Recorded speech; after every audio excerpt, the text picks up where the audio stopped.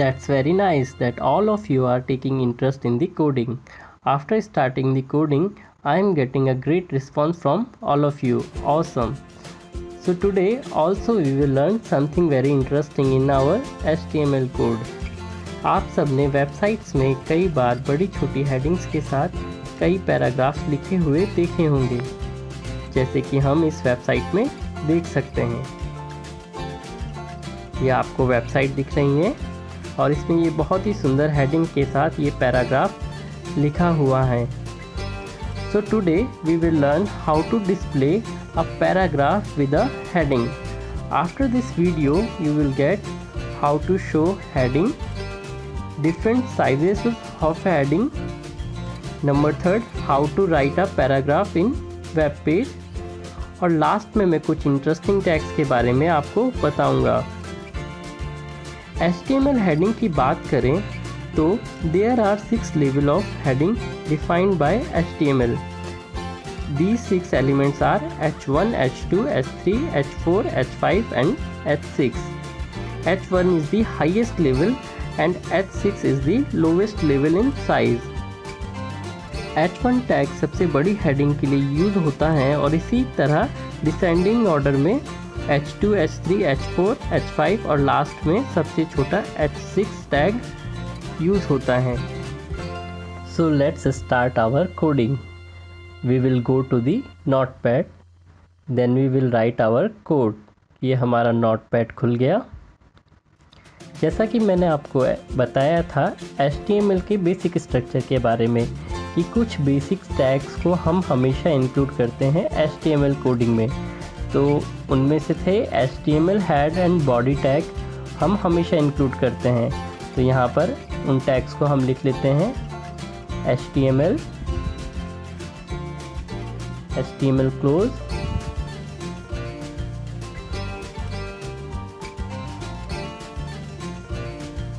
Head tag,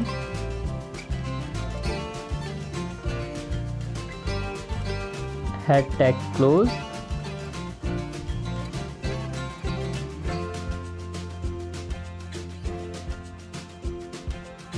body tag,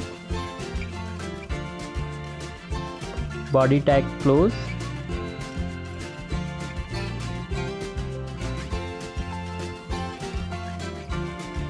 हम अपनी main coding HTML की जो भी पेज में हम वेब पेज में दिखाना चाहते हैं वो मोस्ट ऑफ द कंटेंट हमारा बॉडी टैग के इनसाइड में आता है।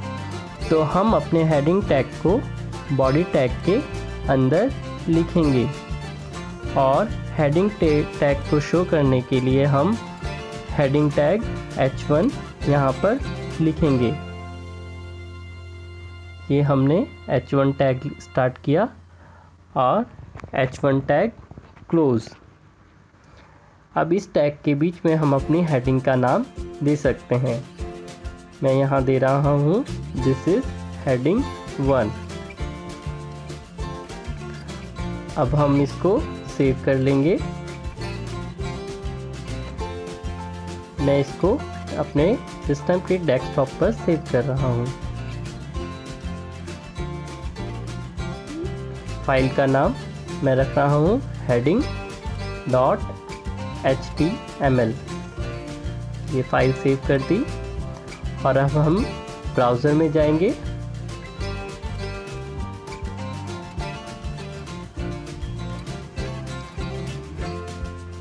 डेस्कटॉप पर आपको ये फाइल दिख रही होगी हेडिंग नाम की। इसको हम ब्राउज़र में ओपन करेंगे। मैं इसको ओपन कर लेता हूँ। Open with browser, Google Chrome में ये ओपन हो गया। This is heading 1। ये आपका हेडिंग लिखा हुआ आ गया।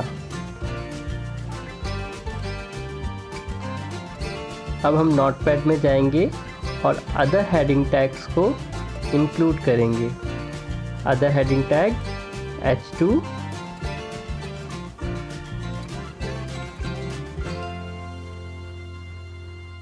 H3,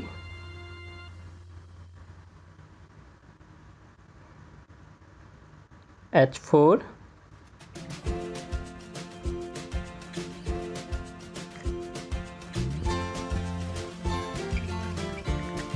H5,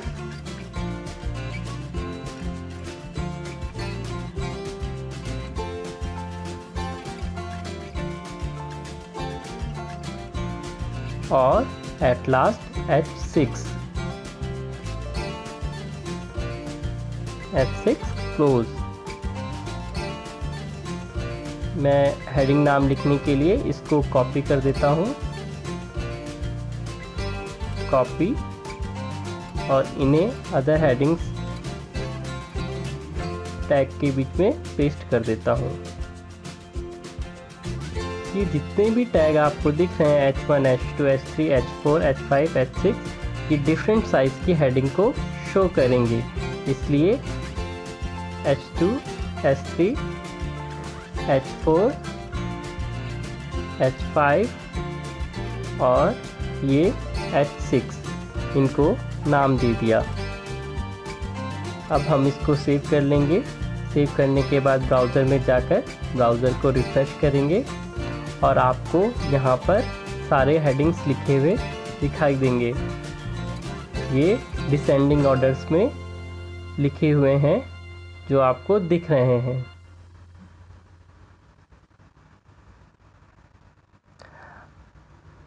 अब हम अगर किसी हेडिंग के साथ पैराग्राफ भी लिखना चाहते हैं तो हम सिंपली पैराग्राफ टैग को यूज़ करते हैं। ये आपको पैराग्राफ टैग लिखने के लिए angle bracket start, P, angle bracket close और पैराग्राफ टैग क्लोज, और इन पैराग्राफ टैग के बीच में हम जो भी पैराग्राफ लिखना चाहते हैं उसको लिख सकते हैं।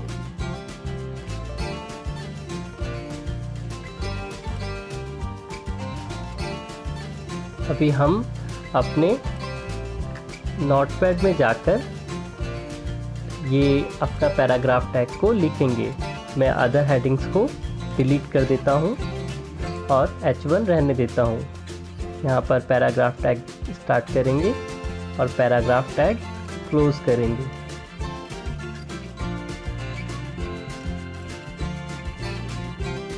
मैं अपनी हेडिंग का नाम भी चेंज कर रहा हूँ, इसे मैं कंप्यूटर कर रहा हूँ, computer.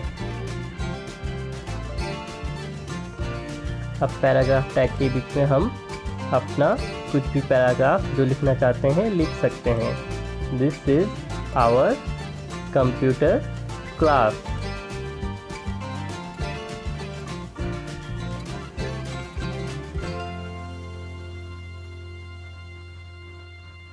We are learning HTML.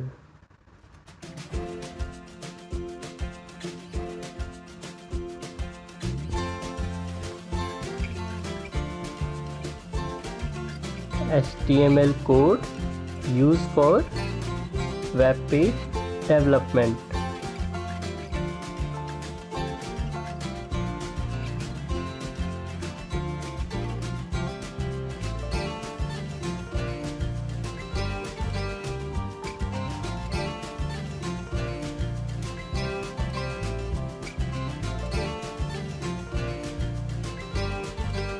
HTML is so interesting.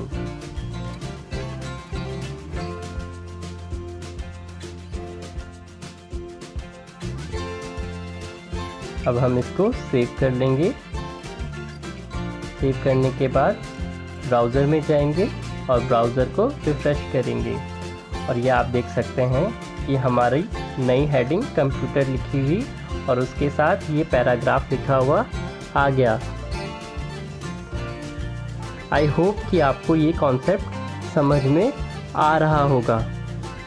This is our heading and paragraph tag. अभी मैं आपको लास्ट में कुछ इंटरेस्टिंग टैग्स के बारे में बताता हूँ। कुछ टैग ऐसे होते हैं जो केवल ओपन होते हैं और उन्हें क्लोज़ करने की ज़रूरत नहीं होती, जैसे कि image tag, input tag, BR tag और HR टैग एटसेट्रा। इन टैग को केवल हम ओपन करते हैं, हमें इन्हें क्लोज़ करने की ज़रूरत नहीं होती। और अगर हम इसे इस्तेमाल करना चाहते हैं तो हम नोटपैड में जाएंगे और नोटपैड में जाके अपने पैराग्राफ के बीच में हमें जिस भी लाइन को नेक्स्ट लाइन में चाहिए उस लाइन के आगे हम BR टैग को लिख लेंगे। उससे वो लिखी हुई लाइन नेक्स्ट लाइन में चली जाएगी। अभी हम BR टैग को अपने पैराग्राफ में इंक्लूड कर देते हैं। हम यहाँ पर BR टैग लगा देते हैं और लिखी हुई लाइन नेक्स्ट लाइन में चली जाएगी। अभी हम इसको सेव कर लेंगे और ब्राउज़र में जाने के बाद इसे रिफ्रेश करेंगे। अब आप देख सकते हैं पैराग्राफ जो लिखा हुआ था उसमें जितनी भी लाइन थी और जिसके भी आगे हमने BR टैग लगाया था वो नेक्स्ट लाइन में चला गया। So here we will end. I hope कि आप सबको ये कॉन्सेप्ट समझ में आ गया होगा। In the next class we will continue with more interesting things in coding. Thank you.